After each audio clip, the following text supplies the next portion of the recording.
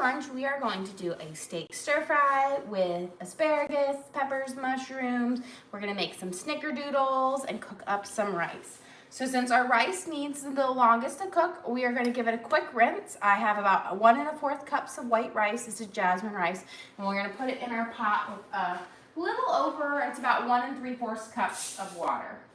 So for your rice, for it to turn out the best, just give it a quick rinse to get all that powder off. That is going to make it have nice individual grains and not be mushy and starchy. So just a quick little rinse here, rub your fingers through. You don't have to do it very long, just enough to kind of get that white kind of creaminess off of it. And you're gonna have a much better end product. So give it a couple of shakes, and then we're gonna put it in my small, this is my 1 1/2 quart saucepan. So we're gonna put it in there. And then I'm gonna turn on my back burner to high. And once it comes to a boil, then we will reduce it down to low and put the lid on. But you wanna bring it to a nice boil first. And give it a little stir so you don't get any sticking there. And then let's start with sauteing up our onions and our onions first, because I want them to caramelize a little bit and then get the flavor out. Then we're gonna start on making our sourdough snickerdoodles for lunch today. So we're gonna get our onion chopped up here. This is gonna be a part of our steak stir fry, and we'll have asparagus with it. We're gonna make a lovely kind of teriyaki sauce with it, and then we'll fry up some eggs to go right on top. Okay.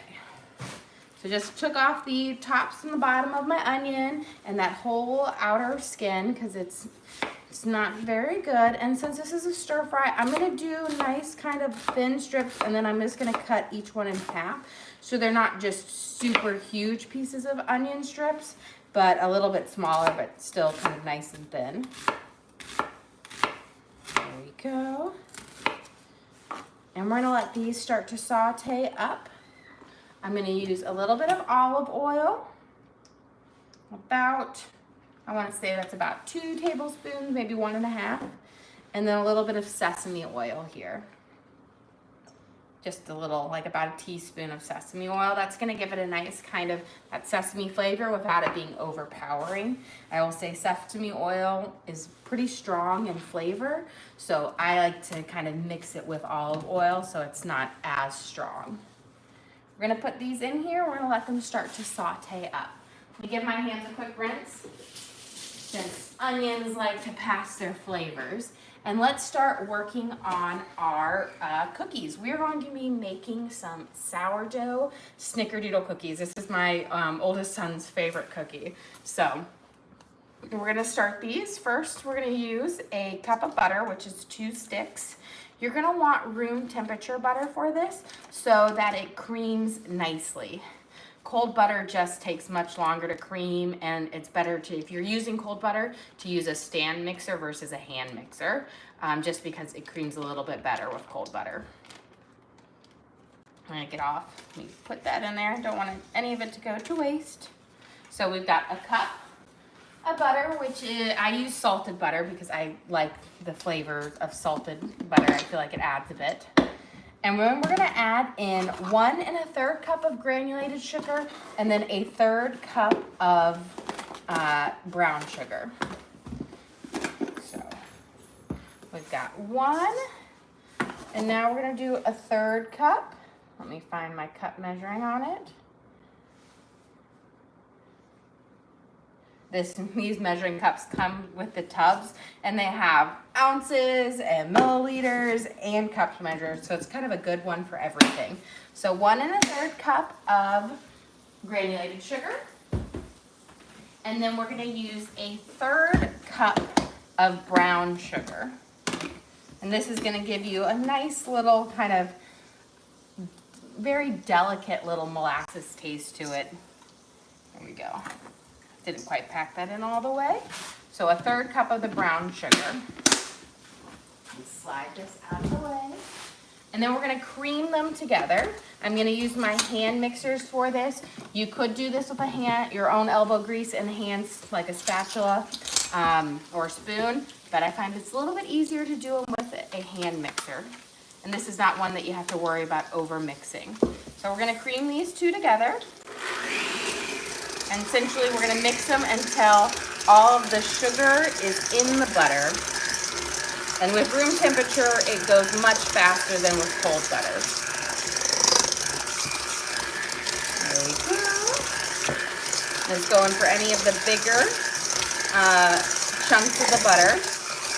And we'll start mixing it up here. There we go. Now it's just about creamed in.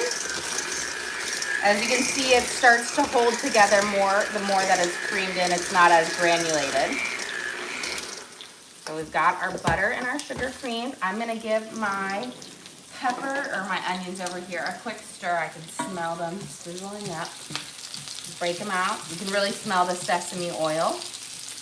Even though we use just a little bit amount, it's very fragrant. Just breaking these up. I'm going to turn my skillet down to about a 6, so a little bit more than medium. I'm going to give our rice a little stir here. Okay, now we are going to add in 1 egg plus 1 yolk. So we're going to add in our full egg first. And then we're gonna add just the yolk. This is gonna give it a nice, richer flavor than with just the yolk or with the egg white in it. The yolk gives you a nice kind of a denser cookie, which is perfect for the snickerdoodle. So 1 egg plus 1 yolk. And we're gonna add in a 1/2 cup of sourdough discard.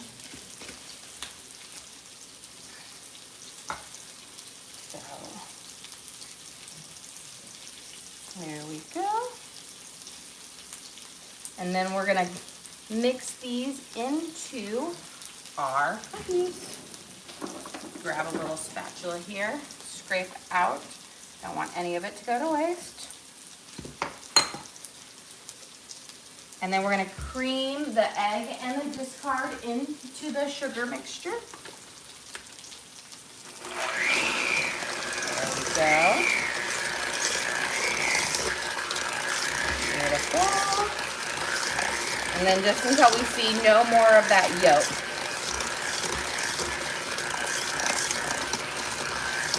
Okay. That looks pretty mixed up. It looks like our rice is coming to a nice boil here. I'm going to give it a stir. And then once it comes up to one more boil, I always like to let it boil first, then I stir it. And when it comes up to that second boil, I'll stir it again and then bring the temperature down. So that just makes sure it wasn't just a hot pocket in there. Get our skillet.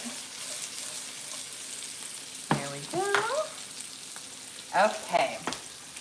We're gonna add in a teaspoon of baking soda.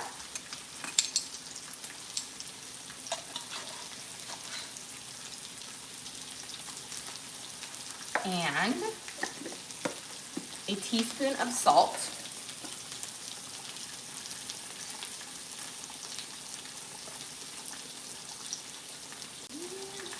There we go.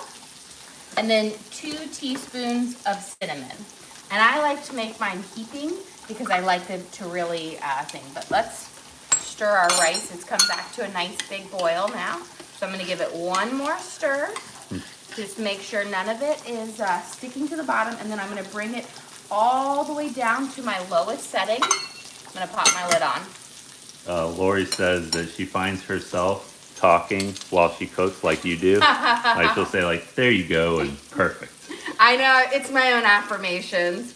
I think that's the teacher in me. I'm so used to always like praising kids that I just fill the time, with it. So we're gonna add in 2 heaping spoonfuls of cinnamon, which is probably, yes, perfect. It's probably equal to 3, but it says 2, but I really like the cinnamon flavor to come into it.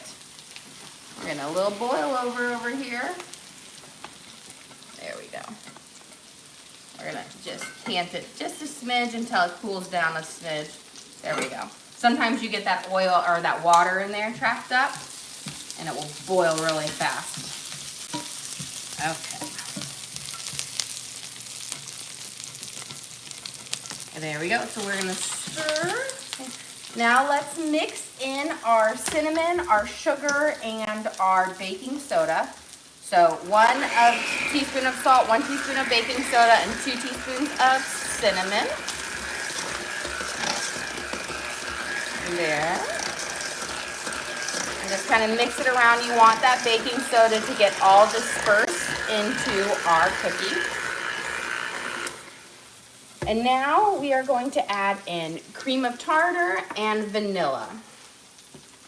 So let's start with our vanilla. We need a tablespoon of vanilla. So there's a lot of vanilla flavor is gonna come out in this. You have a question? Have you ever made pound cake?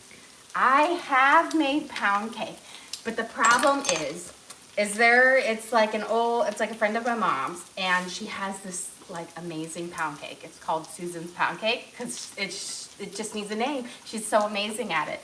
And we covet this pound cake, and she makes it for us every year at Christmas, and then occasionally we get one in the summer or whatnot. It is the best pound cake ever. She won't share her recipe. It is so amazing that I don't even like to attempt to make it because nothing compares to Susan's pound cake. It is so good.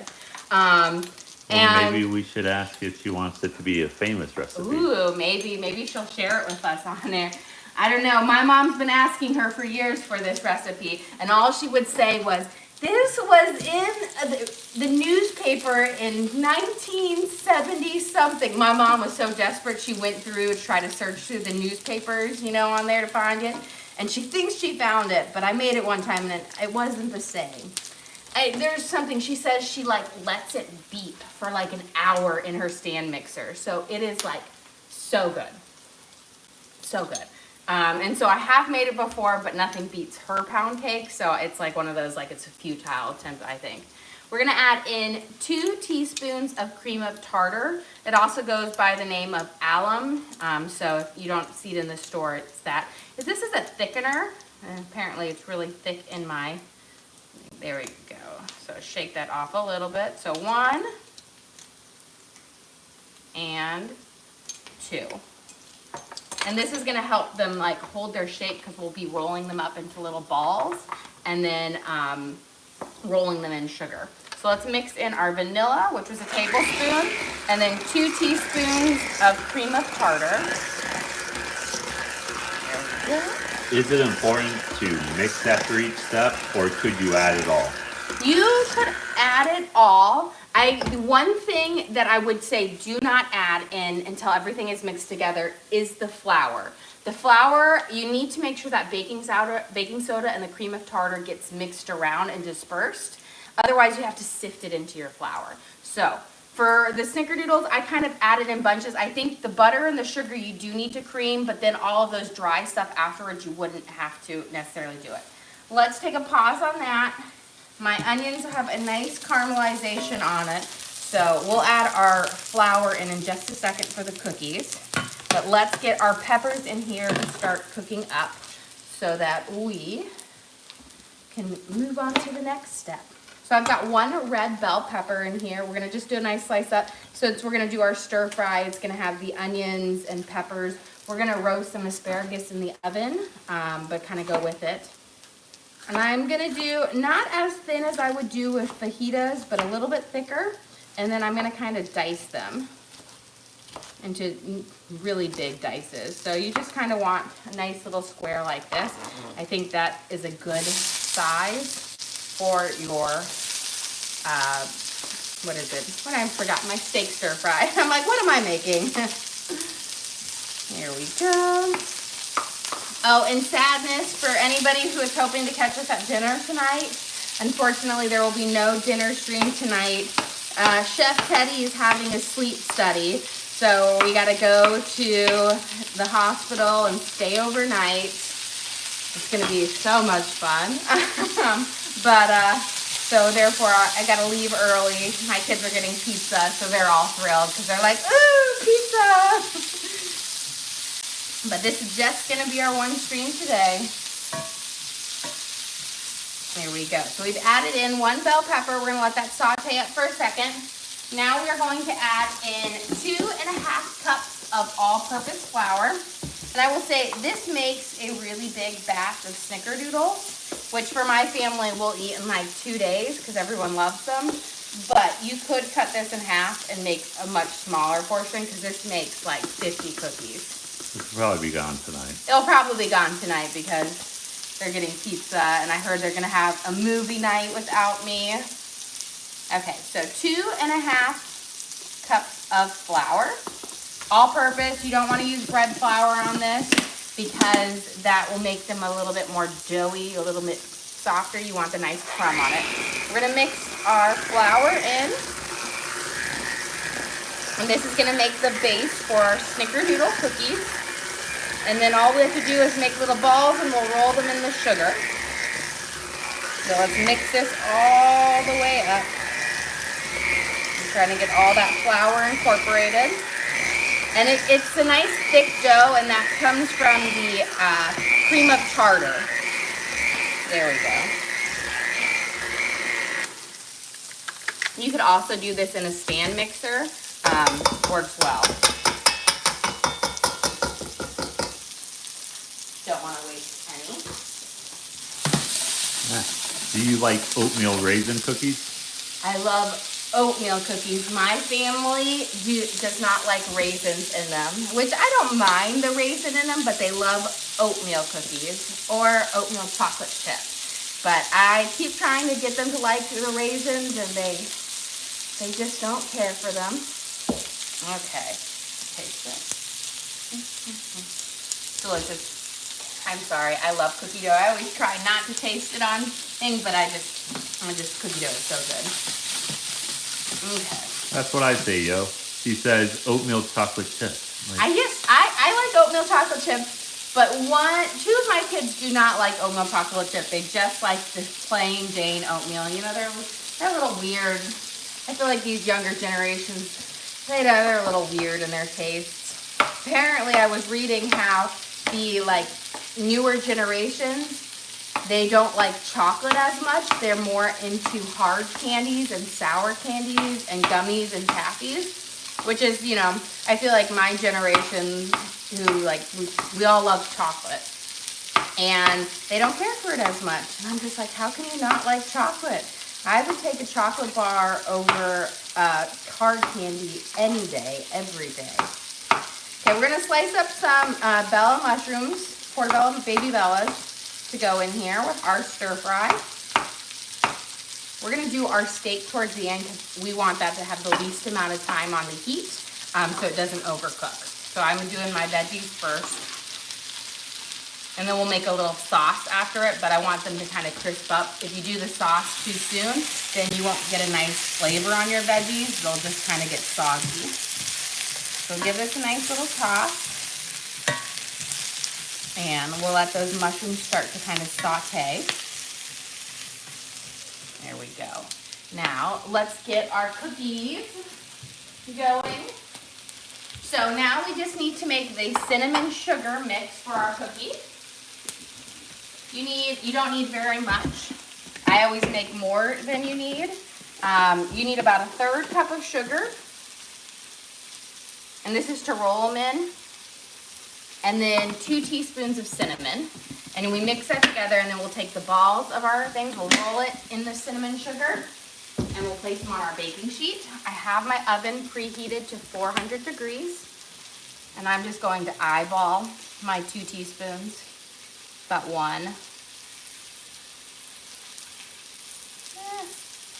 And about 2. I'm gonna get a fork, we'll give it a quick mix. Here we go. And this is going to give you a bit more cinnamon flavor on your cookie, which is lovely. There we go. So I've got that all mixed up. You just want to make sure you don't have any cinnamon hiding in a little pocket. We got my baking sheet. Now, I make mine smaller. I don't make mine super huge, so when I say it makes a lot of cookies, they are small cookies, but I just find that smaller cookies, they don't get dried out. When big cookies, I feel like the edges of the big cookies always dry out and they're just not as good. So you're just gonna take a gumball size piece of dough, and then you're gonna place it on, roll it in the sugar, and then place it on your thing. You wanna they will spread out, so I'm gonna do about 4, maybe, to it. I'll see how they. You want about 1 inch between them so that they don't merge together into one cookie. So that's what I always say. Give them plenty of space and just do multiple baking batches of it, I think. Can we do 4? We should be able to. We'll do. That should work. Now watch this, and then they're all gonna merge into one. And then you just roll it through. The dough is sticky, but it's not so sticky that you can't roll it. So like when my fingers touch it, yes, it's sticky, but when I roll it, it goes together nicely and doesn't stick to me. And you don't want to add more flour or you're gonna have a dry cookie. You want a nice soft one. The butter will melt and these will spread out. You don't have to chill this dough. Like when I make my chocolate chip cookies, I always chill the dough because it gives me a better cookie. But for snickerdoodles, you want the spread out. And so these are perfect for that. So room temperature. And they'll spread out quickly, so they'll be nice, and they're like a little bit thinner. The cream of tartar in it prevents them from completely running down, so they won't be as like flat as you might think they would be. There we go. Grab a couple more. And we're gonna pop these in the oven. These bake up pretty fast. You just take about 9 minutes to bake at 400. So they're gonna bake a little bit hotter, but they bake up pretty quick. Grab a couple more. And it's always the hardest thing is to not eat the dough. It's always my kids and they're like, I'll help you roll them out, Mom. And then you look over and like, they've got 3 rolled out and like probably 10 in their belly. They're the official taste testers. I'm regretting my decision. I think we're gonna do 3 because I'm afraid they're gonna flatten out to each other, and I typically do that. So we'll just do 5 rows of 3. That way they can go in the oven and we'll bake them up because I don't wanna have a big sheet of cookies, one big cookie. Okay, let me wash my hands and we'll pop these in the oven. So we've got what? 15 down. Let me give this a quick toss. There we go. So 15 down, probably another 40 or 30 left. We're gonna pop them in at 400 degrees for 9 minutes. And I always put them on the top because they bake better on the top versus on a lower one. I'm gonna set the timer today, guys. Waiting for it to count down. It's counting down. Okay, so we've got our snickerdoodles, our sourdough snickerdoodles in the oven, baking for 9 minutes at 400. We have our rice cooking, steaming. This is our mushrooms and peppers and onions for our stir fry. So we've got these cooking up. We're gonna add in a little bit of spices, and then we're gonna get let's get our asparagus ready. Pop in the oven, and then we'll get our spices in there. Pop those up here. Okay. So I've got my asparagus. We're gonna cut off the bottom ends of it. Here. And you always want to cut off like the bottom inch of your asparagus because after it's been packaged, you know, they say they're trimmed, but that bottom part dries out and it gets really fibrous and chewy, and it doesn't have a great texture or flavor to it. So you might feel like you're wasting a bunch of your asparagus by cutting it off, but that stuff is gonna be like you're chewing on bark. It's gonna be so tough. So just cut it off. You'll thank yourself. It'll give you a much better product. Okay, we're gonna spread some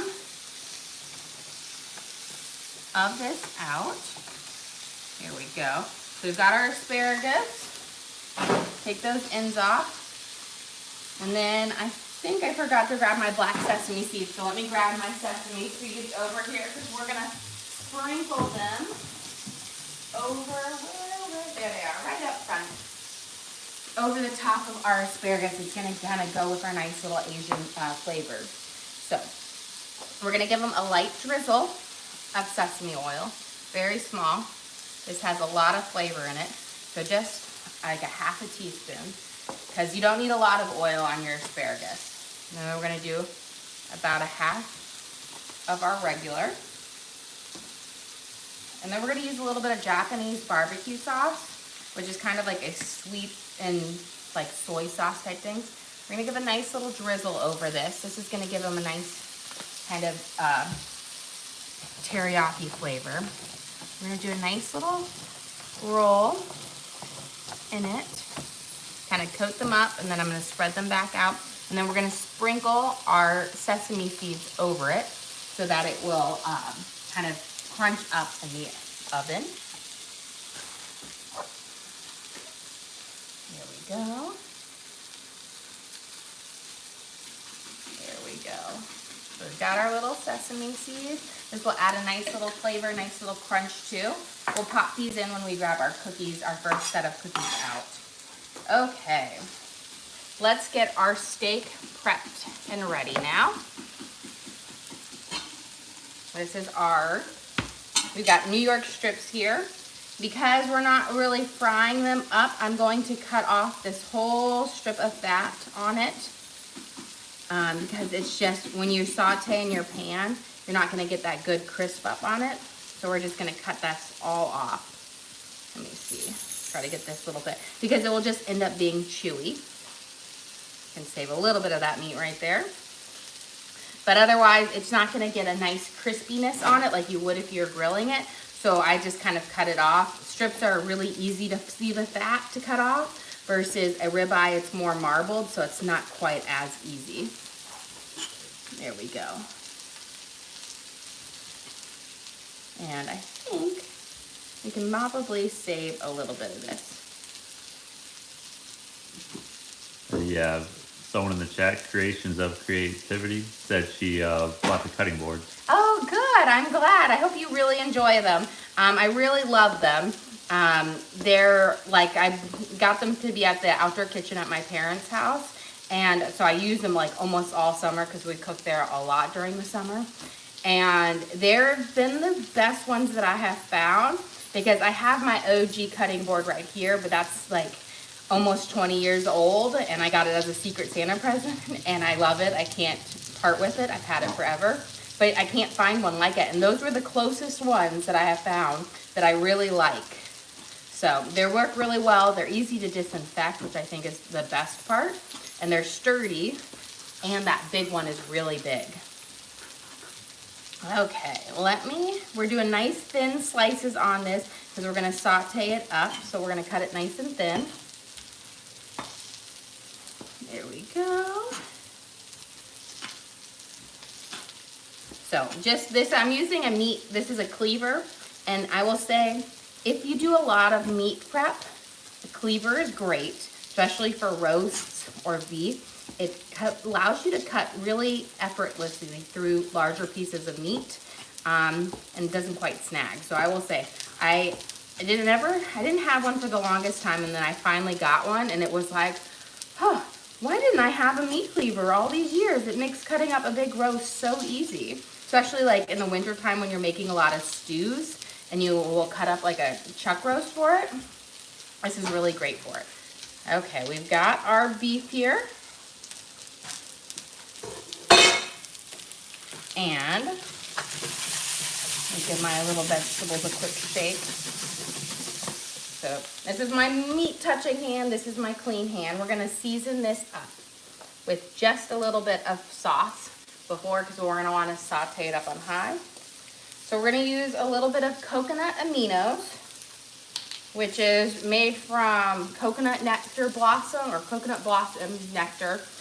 It has a sweet and savory flavor to it. So we're gonna put about a half a teaspoon on here. Has a great flavor to it, I will say. I love it. And it works really well in Asian cooking. We're gonna add a little bit of peanut oil, or not peanut oil, sesame oil. Just about a teaspoon or so, you don't need much.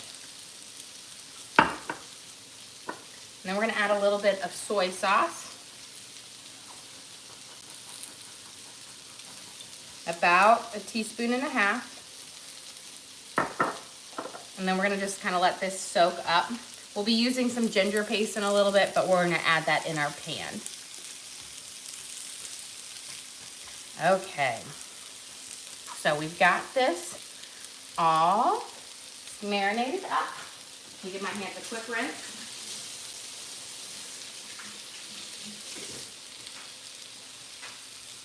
There we go. Okay, let's see. We're gonna give our thing a little toss here. Let's get our vegetables around. And now we're gonna make a little marinade for our vegetables to kind of season up. Oh, the last one here.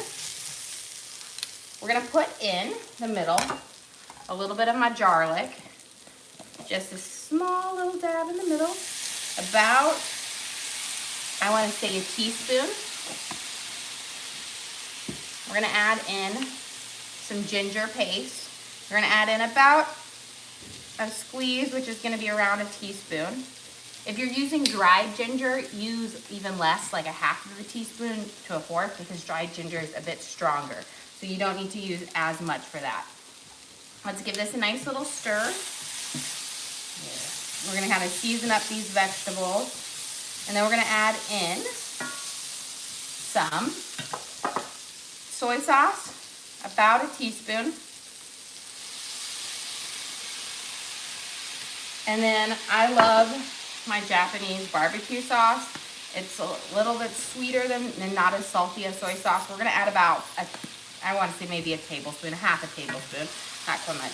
But this is gonna be our nice seasoned vegetables that we'll have for our thing. I'm gonna pull them out and put them in a bowl, but once we cook up the meat, we'll add them all back in. But I wanna have a bigger surface area for the meat. So I'm gonna grab a nice little bowl to slip these out on. But let's go grab our cookies first. I'm gonna turn this down to low, and we're gonna grab our snickerdoodles out of the oven. Okay. Beautiful.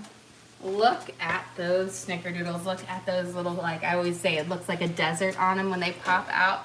But that is just gorgeous. These are gonna be perfect. Nice and chewy. I always say, really go by your time versus necessarily the look on it, because a lot of people take their cookies out when they're overdone, versus I always say take them out when they're a little underdone. So they don't need to be super golden brown, but just perfect like this. Then you see those nice little craters? They're gonna be so chewy and soft. These are our sourdough snickerdoodle cookies. We used a half a cup of sourdough discard in them. We made up the batter, and then we rolled them in a cinnamon sugar mixture, which is where you can see these little golden brown specks on. But they are going to be so soft and chewy. They are Torrin's, I will say, and Lena's favorite cookie.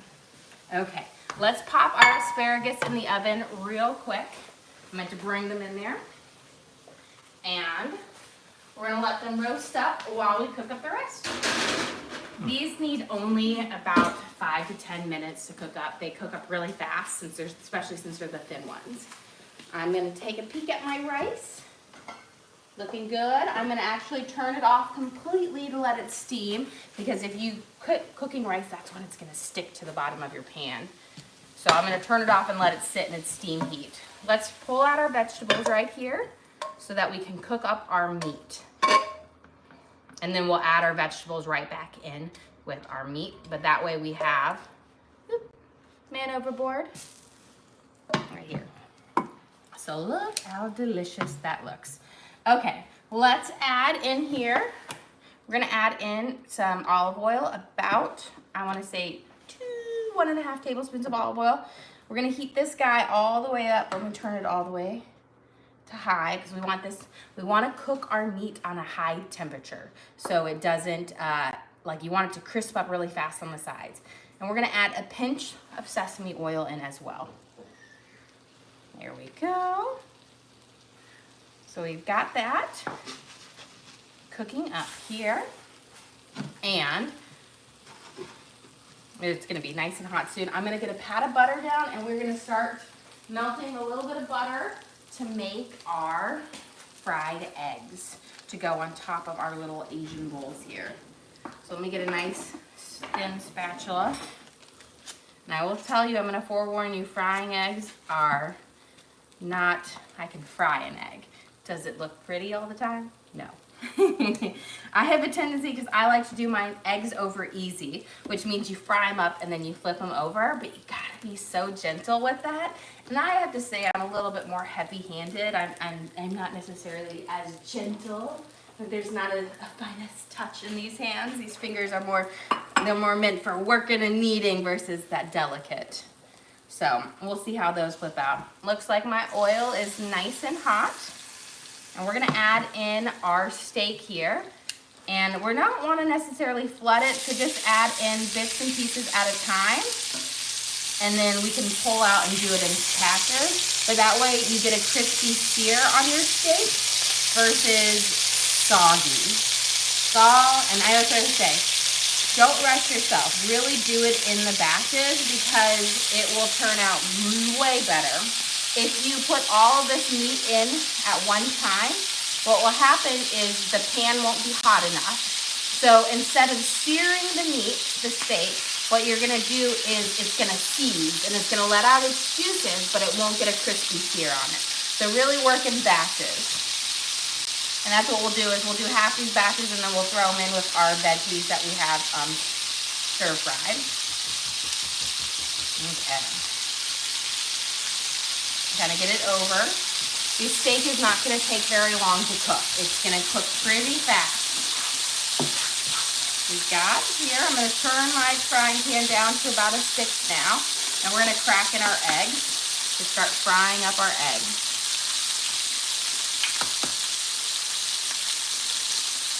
There we go.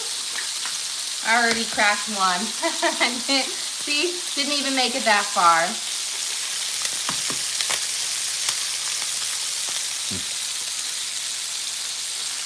Turn it down a smidge. I think I can get one more in here. There we go. Let's let our eggs cook. Now that you can see our meat is starting to get brown around the edges, that means they're ready for their flips. Look at these nice, beautiful sears on them. And that's because we cooked them, we didn't overcrowd them. And they only need about 30 seconds on the other side. You don't want to cook them too long. I will say you cook one side longer than the other. And the other one is really just to get rid of that bright pink. I always like to have them have like a little pink in the middle, so they're more like a medium rare. But again, this is a thinner cut versus a thicker cut, so it's not going to stay there. But you don't want to overcook your steak to where it turns really like chewy. So we're going to cook it, and then we're going to move it. We'll just place these in with our vegetables. We'll put our last batch in and let those sear up. Beautiful. So now we're going to take them out. You see how they're no longer pink on the other side. Just about 30 seconds for it.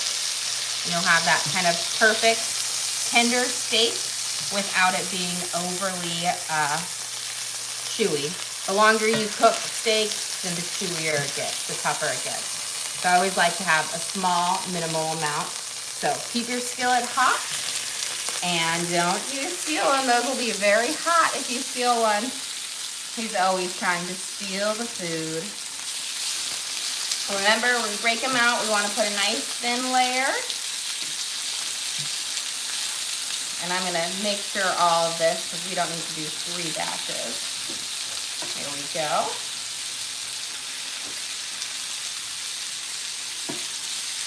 Perfect. I've got our steak. Look at our eggs here.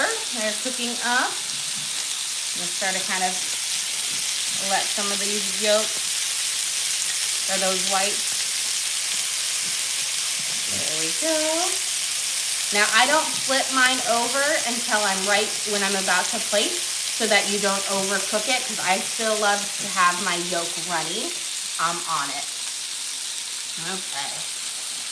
These are cooking up. I'm gonna give it a little rotate here.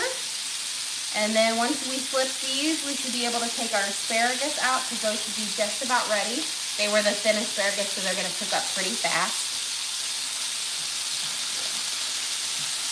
Turn this side, I can see.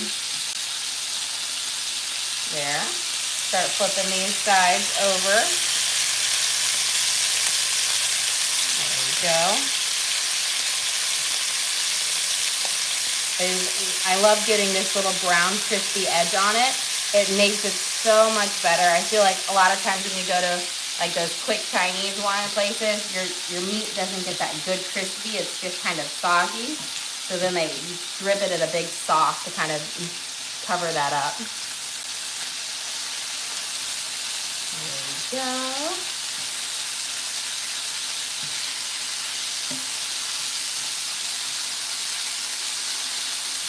And these are going to be done in just a second. And then what we'll do is we're going to just dump all of our meat and our veggies back in here, and we'll give it a good stir, and then dress it up with a little bit of barbecue sauce. Okay, my eggs are looking good.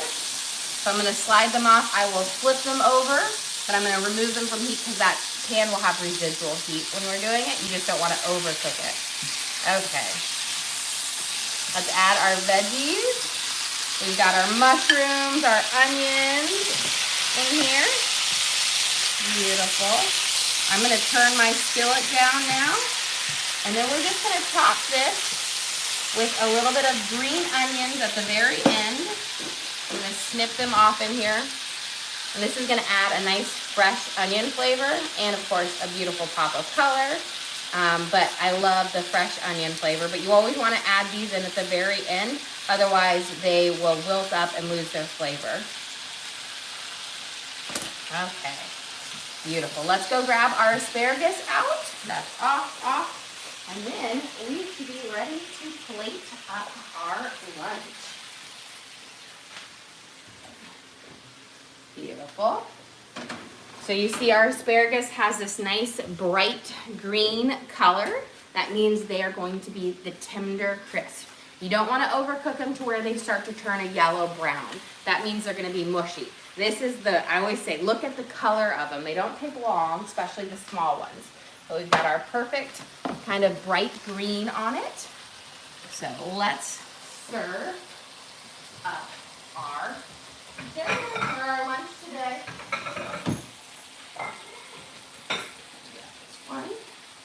Okay, let me get our rice and let's place it right here. So we're gonna, I'm gonna flip them real quick. So I wait to do it before things. So we're gonna flip them right now because we don't wanna, if you flip them too long and put them on the other side, they'll overcook. Make sure you cut them apart, otherwise they'll pop. We've got our nice little, there we go. I think I only popped one. Okay, now we've got them over there. They'll give a quick little cook, and let's plate up. So now we're gonna take a nice serving of our rice. This is our jasmine rice. We'll make a nice little bed here in the middle. Then we are going to take our teriyaki kind of stir-fry steak. I love to put it right over the top of our rice. So it's gorgeous. And that's got our peppers, mushrooms in it. We topped it with some green onions.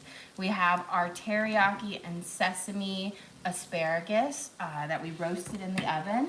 And then last, but definitely not least, we're gonna top it off with our yolk, which then I like to pop so that it will ooze down over the rice and it will be just fantastic. And then what I love to do with this meal is I love to top it off with a little bit of Japanese barbecue sauce. And I just do a nice little swirl.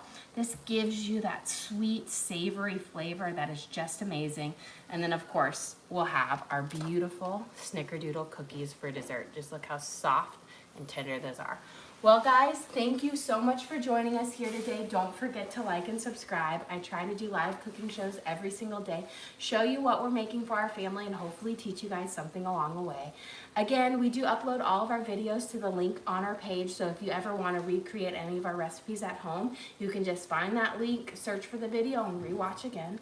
We also have a link to our Amazon storefront on our page, so if you saw any of our cooking gadgets that we use, like our pans or our spatulas or whatnot, we have all of that in our storefront, so you can check it out. Our cutting boards are there and whatnot. We do make a small commission off of that, but again, it's really about sharing what products we're using in our kitchen with you guys. Well guys, thank you so much for joining